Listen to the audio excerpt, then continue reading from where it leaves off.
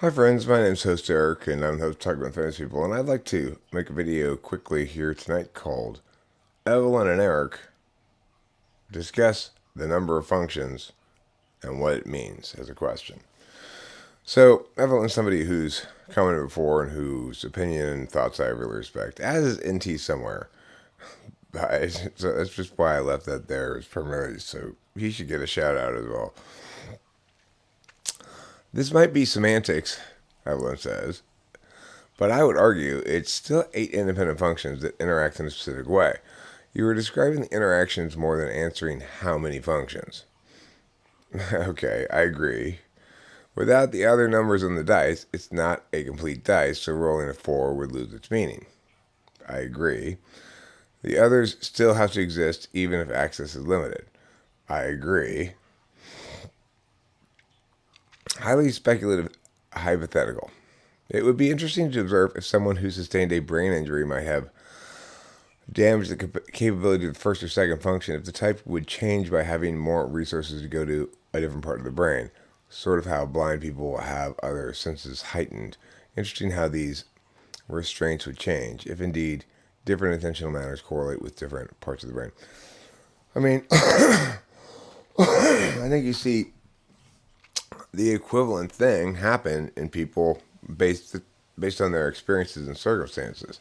So it's like my friend Corey is a much more confident INFJ than Rachel, although Rachel's growing in confidence. But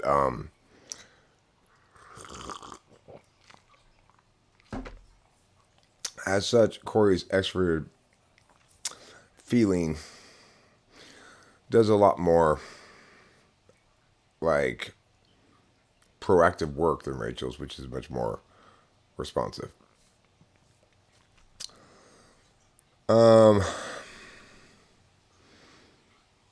extent to which those things change their brain chemistry, brain architecture, and or chemistry, and or neural routings is, I'm not quite sure how to answer that question, but probably they've imprinted and plasticity structured their brains as different sub strategies to INFJ, basically.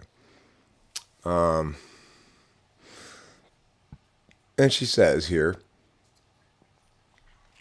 now I'm thinking about how neural connections work and at what point they are formed and if physical environment factors can affect it in the womb or in epigenetics before conception. I mean, and the thing, of course, is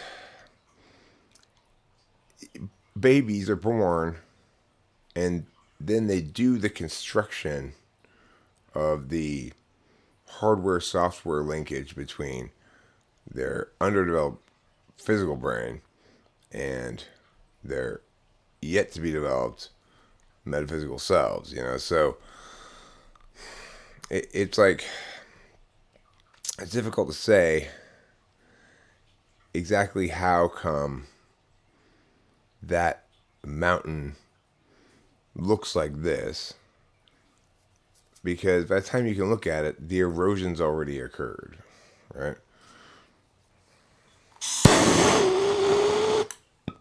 Our response was this. Well, I guess what I mean by semantics is, because we're looking at the elephant head on, we can only describe the front side of the legs. Sure, the front side can't exist without the back side, but the apparent two-ness of it follows from the limits of our observational angle and isn't implicit to the leg. And yet it's still not wrong to say that the front and back sides of the leg are two different things. So the takeaway here is Evelyn and I agree basically that this is an issue of semantics, which is because we're talking about a map, there definitely are 8 independent functions. That's the only way to map it meaningfully that allows us to communicate effectively about it. However, that's only because we're always communicating from one of these observational angles.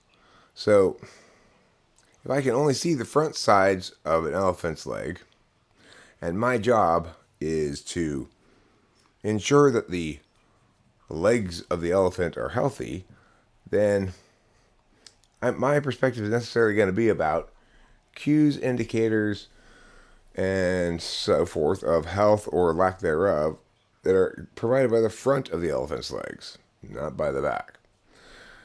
Of course, if the back leg somehow gets stabbed in a bunch of places, then the front leg's not going to work very well. The front of the leg isn't going to work very well because they're not really two different things. It's one leg, right? However, the person who's only looking at the front of the leg, then is going to have some sort of other cues besides just what's right in front of them at the front of the leg about the status of the front of the leg, or about how the front of the leg status links to the back of the leg. In fact, they're going to kind of have to be an expert on what front legs look like when back legs aren't having any problems. So, in the back of legs, So that's kind of like your the relationship between 1 and 5, right? Is you're kind of an expert on the back of elephants' legs, even though you're never talking or dealing with them, because they're so much a precondition for the well-being of the thing you care about, the front of the leg. And that's one to grow on. I'll also add at the end here, Evelyn, Horse Mumbler, and there are lots of INTPs here that I'm not naming. You got Evelyn and Horse Mumbler are the INTPs class reps. I just want to say thank you. Thank you for commenting with your intelligent comments and engaging with me in a real way about things.